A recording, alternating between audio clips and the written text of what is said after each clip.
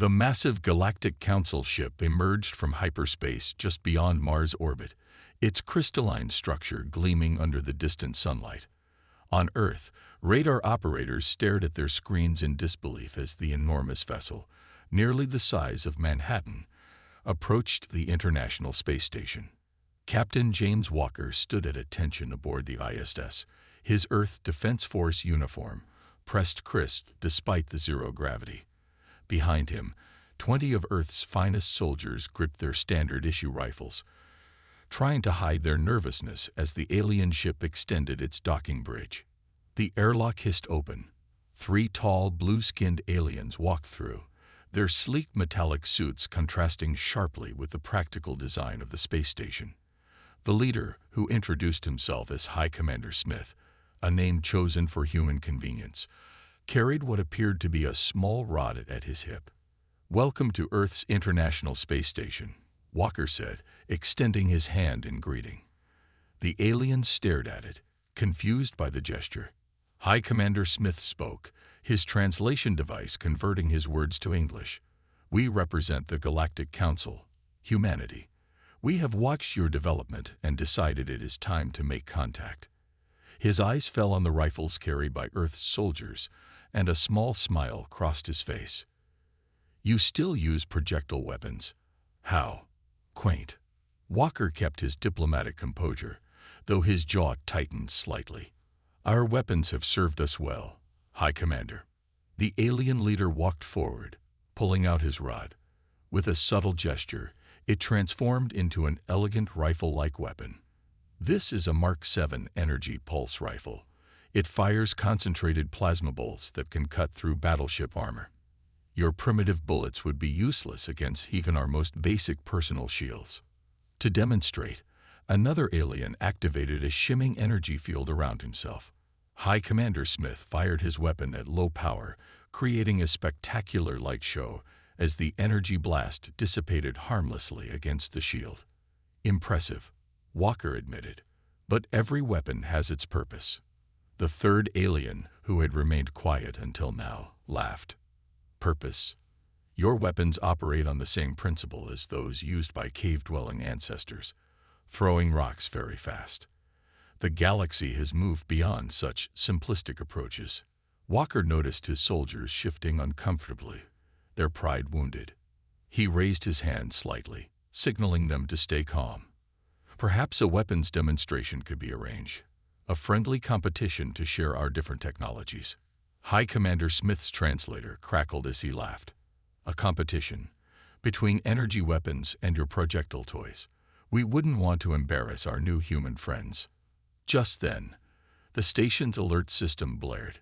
A meteoroid, about the size of a golf ball, had breached the outer defense grid. Before anyone could react, one of Walker's soldiers raised his rifle and fired a single shot. The bullet streaked through space, intercepting the meteoroid and shattering it into harmless debris. The aliens fell silent, their expressions unreadable. "Lucky shot," the third alien muttered, but there was a note of uncertainty in his translated voice. Walker smiled politely. "Not luck, High Commander. Just good training and basic physics. Sometimes, as you'll learn, the simplest solution is the most effective." High Commander Smith studied Walker for a long moment. "Very well, Captain. We accept your proposal for a weapons demonstration. In one Earth month, we will arrange a proper venue to compare our technologies." He paused, his expression becoming somewhat smug. "Though I warn you, it may prove enlightening for your people." As the aliens departed, Walker watched their ship disconnect from the station. One of his soldiers, Private First Class Bill Thompson, stepped forward. "Sir, they really think their energy weapons are that superior." Walker turned to face his troops, a slight smile playing on his lips. "They do. And that, Private, is exactly why we're going to show them why humanity never abandoned kinetic weapons. Sometimes the oldest principles are the most reliable." He looked out the station's window at the retreating alien vessel. "They laugh at our guns now, but they haven't seen what a hypervelocity round can do to an energy shield. They're about to learn that physics doesn't care about technological advancement. Mass times acceleration equals force, no matter how advanced your civilization is. The soldiers nodded, pride restored.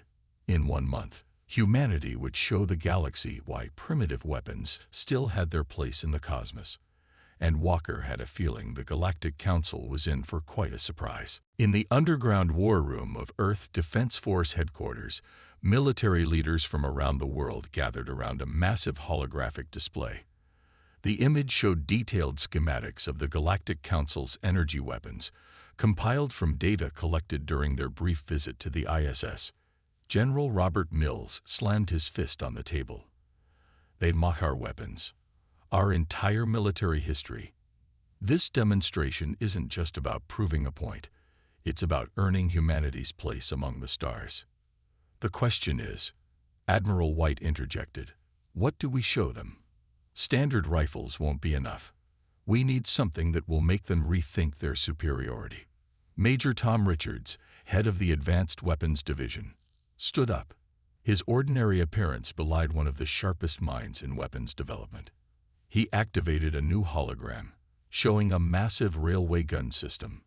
"Ladies and gentlemen, Project Thunderbolt," he said, his eyes gleaming with enthusiasm. "We've been developing this in secret for the past 5 years. It's a magnetic acceleration weapon that can launch projectiles at 12% the speed of light." The room fell silent. Admiral White leaned forward. "That's impossible. The energy requirements alone would be." "Were impossible," Richards interrupted, "until we reversed engineered some interesting technology from a crashed alien probe last year. We kept it quiet to avoid panic. But now," he smiled, "now it might be exactly what we need." The hologram changed, showing simulation data. Their energy shields work by dispersing incoming energy over a larger area. That's why they're so effective against their own weapons. But kinetic energy. He paused for effect. You can't disperse mass. It has to go somewhere. A new figure entered the room. Dr. Ann Miller, chief physicist of the EDF. "Major Richards is right. I've analyzed their shield technology. It's incredibly advanced at handling energy weapons, but it has a fundamental weakness against physical impacts. They've become so reliant on energy-based weapons that they've overlooked basic Newtonian physics." "Will it be ready in time?" General Mills asked. Richards nodded. "We have 3 weeks. The prototype is already built.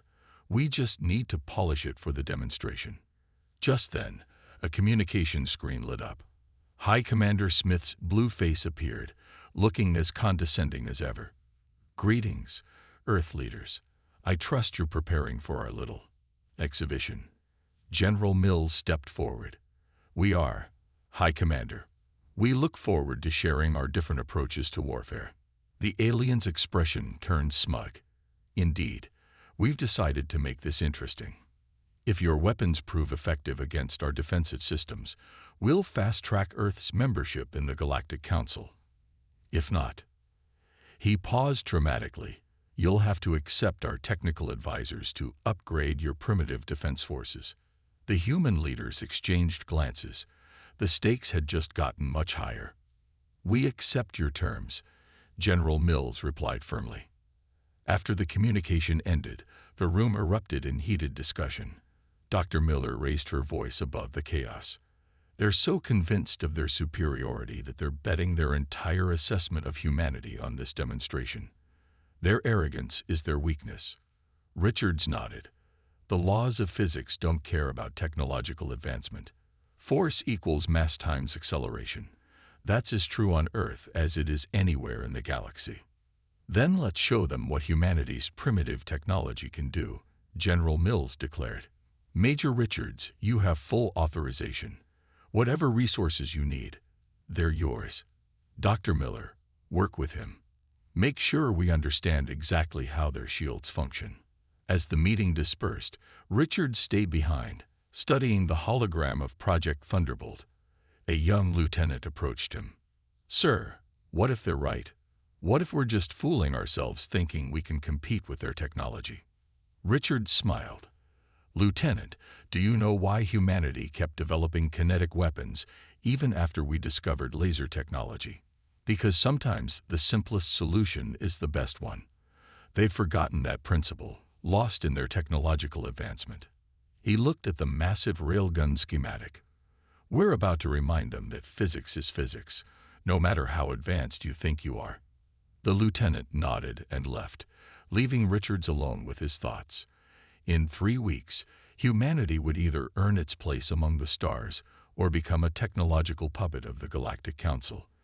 The stakes couldn't be higher, but Richards had faith, not just in their weapons, but in the fundamental principles that had guided human warfare for millennia.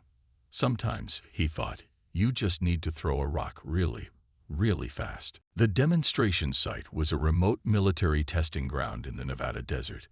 Bleachers had been set up behind thick protective barriers, filled with both human military officials and Galactic Council representatives. The morning sun beat down on the gathering as tension filled the air. Major Richards stood at the presentation podium, Project Thunderbolt carefully hidden under camouflage netting behind him. He'd insisted on saving it for last. First, humanity would show the progression of their primitive weapons. "We'll begin with standard firearms," Richards announced. A line of soldiers stepped forward, each carrying different weapons. The council members leaned forward, their translator devices humming. The first demonstration was simple, an M4 carbine firing at a steel target. The rounds impacted with sharp cracks, leaving clear holes in the metal. The aliens looked unimpressed. Now, Richards continued, the same weapon against a council-provided energy shield. A shimming blue barrier appeared in front of the target. The bullets splashed harmlessly against it, drawing smirks from the alien observers. High Commander Smith stood up. "As expected, your projectiles lack the energy to penetrate even our basic defensive systems." Richards nodded politely. "Let's move up in scale." He gestured, and a Bradley fighting vehicle rolled forward. Its 25mm cannon roared to life, sending much larger rounds downrange. The energy shield flickered but held. "Marginally better," one council member commented, "but still ineffective." Next came a tank, its 120mm main gun thundering across the desert. The shield flared brightly but remained intact. The aliens were now openly laughing, their translators conveying their amusement in multiple languages. Admiral Kate Stone, watching from the sidelines, checked her watch. Right on schedule. Richards cleared his throat. "And now, we'd like to demonstrate our latest development in kinetic weapon systems." He pressed a button on his remote. The camouflage netting fell away, revealing Project Thunderbolt in all its glory. The laughter stopped. The railgun system was massive, its barrel stretching nearly 100 meters. Cooling systems hummed as capacitors charged, the air crackling with electromagnetic energy. "This," Richards explained, "is a hypervelocity mass driver. It accelerates a 3-kilogram tungsten projectile to approximately 12% the speed of light." High Commander Smith stood up, his blue skin paling slightly. "Impossible. The energy requirements alone are substantial," Richards agreed. "But we solved that problem. Would you like to see it in action?" The alien leader hesitated, then nodded. The council members activated their strongest defensive shield, a swirling barrier of energy that made the air itself seem to bend. Richards spoke into his radio. "Range is hot. Fire when ready." The desert fell silent. Then Project Thunderbolt spoke. The sound was unlike anything the aliens had ever heard, a crack that seemed to tear the sky itself. The projectile, moving faster than the human eye could track, crossed the distance instantly. When it hit the shield, physics took over. The barrier didn't just fail, it shattered. The tungsten round, carrying more kinetic energy than a small nuclear weapon, continued through the test target and buried itself deep in the mountain behind the range.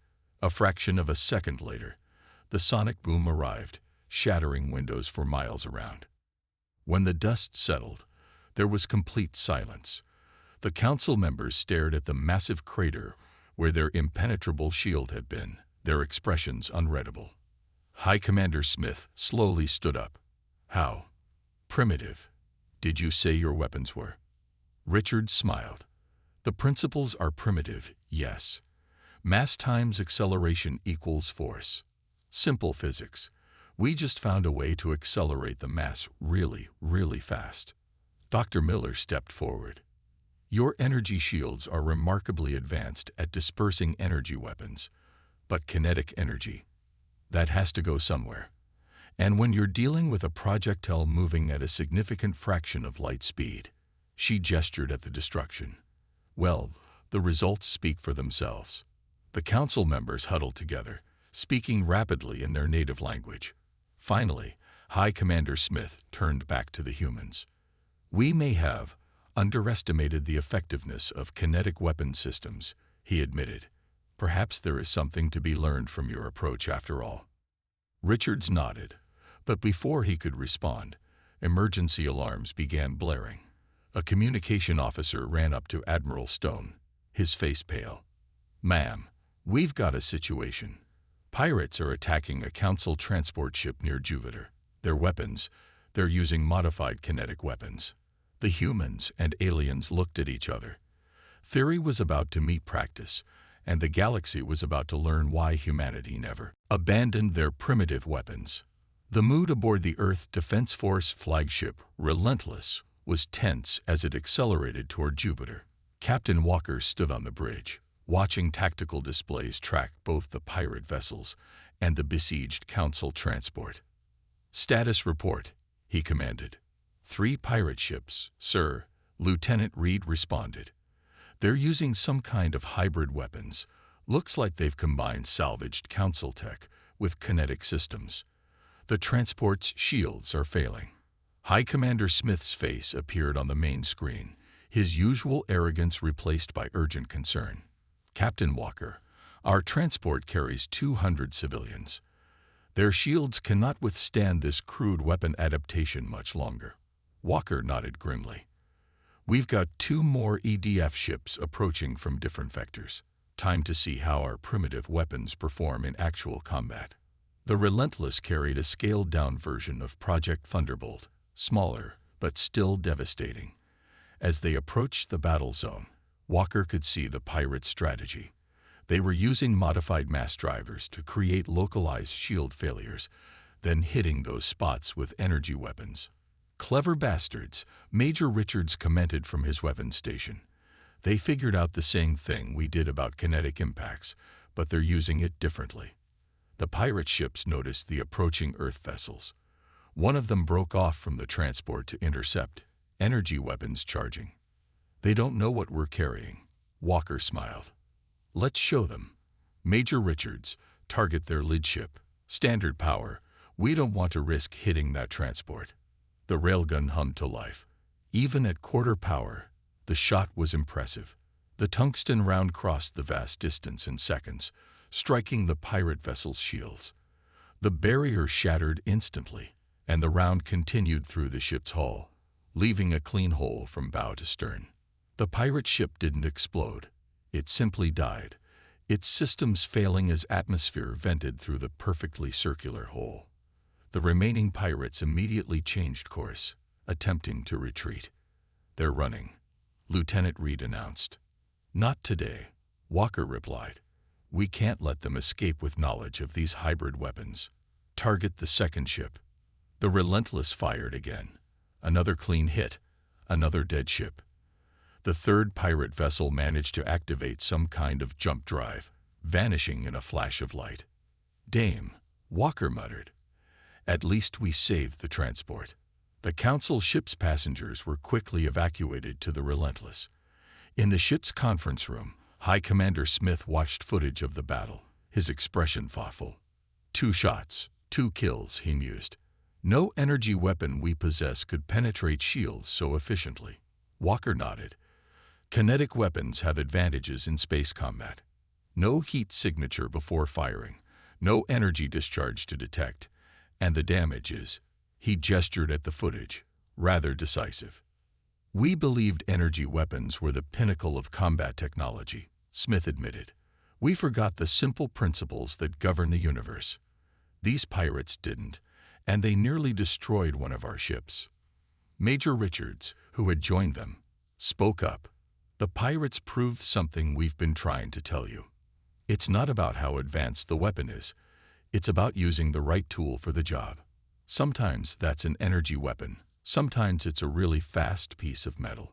The tactical officer interrupted their discussion. Sir, we're getting reports from across the sector. More pirate attacks, all using similar hybrid weapons. They're targeting council ships specifically, knowing their shields are optimized for energy weapons. High Commander Smith turned to Walker, his pride visibly struggling with necessity. Captain, humanity has proven both the effectiveness of your weapons and your willingness to aid us. Would your government consider a joint military operation to address this threat? Walker smiled. I think we can arrange that. After all, we have quite a bit of experience with kinetic weapons. As they began planning the joint operation, Walker couldn't help but appreciate the irony. The Council had laughed at human weapons, calling them primitive and obsolete. Now those same primitive weapons were exactly what they needed. Sometimes, he thought, watching humans and aliens working together, the old ways are the best ways. The galaxy was changing, and humanity's primitive contribution was leading the way. The Joint Earth Council Science Center buzzed with activity. In the main laboratory, Dr. Miller stood before a complex holographic display, surrounded by both human and alien scientists. The simulation showed a Council energy shield failing catastrophically against a hypervelocity round. Watch carefully, she said, slowing the replay. The shield attempts to disperse the kinetic energy, but there's simply too much force concentrated in too small an area. The alien scientists leaned forward, their usual superiority replaced by genuine curiosity. The lead Council scientist, Dr. Green, another human-friendly name, adjusted his translation device. Our shields were designed to handle energy dispersal, he admitted. We never considered the possibility of physical impacts at these velocities. The mathematics are humbling. Dr. Miller nodded. At 12% light speed, a 3-kilogram projectile carries more energy than a tactical nuclear weapon. But unlike an energy weapon, that force can't be easily redirected or dispersed. It has to go somewhere. The simulation continued, showing the molecular breakdown of the shield structure. One of the younger alien scientists raised her hand. But surely the power requirement for such acceleration would make these weapons impractical. Major Richards, who had been quietly observing, stepped forward. That's where human innovation came in. We found a way to store and release massive amounts of energy efficiently. Ironically, we reverse-engineered the solution from studying alien technology. The room fell silent as the implications sank in. The Council had unwittingly provided humans with the key to perfecting the very weapons they had mocked. Dr. Green turned to his colleagues. We became so focused on advancing energy weapon technology that we forgot basic physics. Mass times acceleration equals force, a principle taught to children across the galaxy. There's more, Dr. Miller continued. She pulled up new data showing the pirate attacks. The raiders aren't just using kinetic weapons, they're exploiting the fundamental weakness in all Council shield designs. Your defenses are optimized for energy dispersion, making them vulnerable to concentrated physical impacts. The alarm system suddenly blared. A tactical officer rushed into the laboratory. We've intercepted pirate communications, he reported. They're sharing shield-breaking techniques. Multiple groups are adapting old mass drivers into ship-mounted weapons. Dr. Green's translator crackled as he spoke rapidly. This changes everything. Our entire defensive doctrine is based on energy shield technology. If these weapons proliferate, then we adapt, Dr. Miller stated firmly. That's what humanity has always done. We can help you develop hybrid shield systems, combinations of kinetic barriers and energy dispersal fields. Major Richards nodded. The pirates proved that combining Council tech with human principles creates effective weapons. We can do the same with defensive systems. The laboratory erupted in discussion as humans and aliens began working together. Centuries of scientific knowledge from two very different approaches merging into something new. In the corner, Admiral Stone watched with satisfaction. She turned to High Commander Smith, who had been unusually quiet. "Quite a change from laughing at our primitive weapons," she commented. Smith's translator took a moment to process his response. "We were arrogant. We assumed technological advancement meant abandoning older principles. Instead, you proved that understanding basic physics is just as important as having advanced technology." "The universe doesn't care how advanced your civilization is," Stone replied. "Physics is physics, whether you're throwing a rock or firing a hypervelocity round." The tactical officer interrupted again. "Admiral, the Council fleet is requesting immediate assistance. They want Earth's ships equipped with mass draggers to escort their convoys until they can develop countermeasures." Stone smiled at Smith. "Looks like humanity's primitive weapons just became the galaxy's most advanced defense system." Smith nodded, his translator conveying a tone of respect that had never been there before. Perhaps it's time the Council learned that true advancement isn't about abandoning the old ways, but understanding why they worked in the first place. As the humans and aliens worked together, the universe seemed to hold its breath. A new era of warfare and defense was beginning, born from the marriage of advanced technology and primitive principles. And it all started because the Council laughed at human guns. The massive Council transport Starlight drifted through space near Saturn's rings, its energy shields glowing softly. Captain Walker stood on the bridge of the Relentless, part of a joint Earth Council patrol protecting vulnerable shipping lanes. "Contact."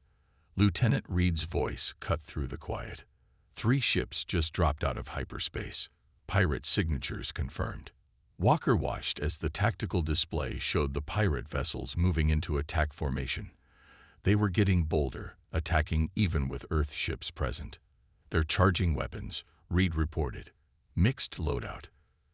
Kinetic drivers and energy weapons." High Commander Smith's face appeared on the command screen. "Captain, the Starlight carries vital medical supplies for the Council colonies. We cannot lose this shipment." "Understood. All ships, battle stations." The pirates struck first. Modified mass drivers launched projectiles at the transport's shields. Though not as powerful as Earth's weapons, they still created localized failures in the barrier. "Clever bastards," Walker muttered. "They're using our own tactics against us." He keyed the command channel. "All Earth ships, prepare to fire. Standard power, pattern Alpha." 3 Earth vessels, positioned in a triangle around the transport, powered up their railguns. The pirates, focused on their attack, didn't notice until it was too late. The first shot from Relentless struck the lead pirate ship's engines. At quarter power, it didn't destroy the vessel but left it dead in space. The second Earth ship targeted another pirate's weapon systems, while the third disabled the last vessel's shield generators. "Targets neutralized," Reed announced. "No catastrophic damage. Crews should survive for capture." Walker nodded with satisfaction. The Council had insisted on taking prisoners when possible, hoping to track down the source of the pirates' weapons technology. A rescue team boarded the disabled ships. What they found surprised everyone. "Sir," the team leader reported, "these aren't typical pirates. They're ex-Council military. They've been modifying old Council ships with hybrid weapon systems." In the command center, Smith's expression darkened. "Deserters. They must have witnessed the weapons demonstration and realized the potential." Walker studied the tactical data. "They're not just copying our weapons, they're improving them, combining Council precision with human brute force." The lead pirate was brought to the Relentless for questioning. He looked at the assembled human and Council officers with contempt. "You thought you could keep this technology secret," he sneered. "The Council's greatest weakness, exposed by primitive humans. It's spreading across the galaxy. Energy shields are obsolete." Smith stepped forward. "You're wrong. We're not trying to keep it secret. We're developing countermeasures. Together. The pirate laughed. Together. The mighty council, working with primitives. Those primitives just disabled your ships without killing anyone, Walker pointed out. Something your advanced weapons couldn't manage. Dr. Miller entered the room, carrying data tablets. We've analyzed their weapons. They're crude copies, dangerous to both target and user. They don't understand the principles. They're just copying the effects. The pirates' smugness faded as Miller explained the flaws in their design. Their weapons were likely to catastrophically fail after extended use. This is why we're working together, Smith declared. Not just to develop weapons, but to understand them. To build something better than either of us had alone. Walker nodded. The galaxy is changing. Those who adapt survive. Those who cling to old prejudices, he gestured at the pirate, end up in cells. As the prisoner was led away, Walker turned to Smith. Your people are learning fast. Soon you'll have your own kinetic weapons. Yes, Smith agreed, but we'll never forget the lesson humanity taught us. Technology without understanding is just copying. True advancement comes from knowing why things work, not just how. The Starlight resumed its journey, now escorted by both human and council ships. In its wake, it left 3 disabled pirate vessels, a testament to how quickly the balance of power had shifted. The council had laughed at human weapons, then feared them, and now finally understood them. The galaxy would never be the same, and all because humanity never forgot the simple principles that govern the universe. Sometimes, the most powerful force isn't the most advanced. It's the one that remembers the basics. 6 months after the first weapons demonstration, the Joint Earth Council Military Academy opened its doors on Mars. Captain Walker, now promoted to admiral, stood at the podium addressing the first class of mixed human and alien students. Welcome to a new era of galactic defense, he began. Here, we'll learn from each other, council technology and human principles, working together to create something greater than either alone. The lecture hall was filled with eager faces from across the galaxy. In the front row, High Commander Smith sat with Earth's military leadership, watching the future unfold. Today's lesson is simple, Walker continued. We're going to demonstrate why understanding basic physics is just as important as having advanced technology. Major Richards, now the head instructor for weapons development, stepped forward. He activated a holographic display showing both Council energy weapons and human kinetic systems. The pirates taught us something valuable, Richards explained. They showed us that copying technology without understanding principles is dangerous. They built weapons that worked once or twice, then failed catastrophically. Dr. Miller joined them, her research team having developed new hybrid defense systems. The key wasn't choosing between energy or kinetic weapons, but understanding how to use both effectively. She demonstrated the new shield technology, a combination of Council energy dispersal and human kinetic barriers. When hit by both energy weapons and railgun fire, it held firm. This is what happens when we work together, she said. The Council's energy manipulation expertise combined with humanity's grasp of fundamental physics. In the audience, a young alien student raised his hand. But isn't it still strange that such a young species taught the Council something so important? Smith stood up, his translator conveying clear respect. Age doesn't equal wisdom. Humanity reminded us of something we'd forgotten in our rush for advancement, that understanding why something works is more important than how advanced it seems. The Academy's training grounds outside showed the results of this cooperation. Council ships equipped with hybrid weapons systems ran combat drills alongside Earth vessels. Their crews practiced together, learning each other's strengths and tactics. Pirate attacks have dropped by 80%, Walker announced. Not because our weapons are stronger, but because we understand them better. We know their strengths and limitations. Richards pulled up combat footage from recent encounters. Notice how our joint patrols use both energy and kinetic weapons. Each has its purpose. Energy weapons for precision. Kinetics for pure stopping power. The students watched intently as the footage showed the new doctrine in action.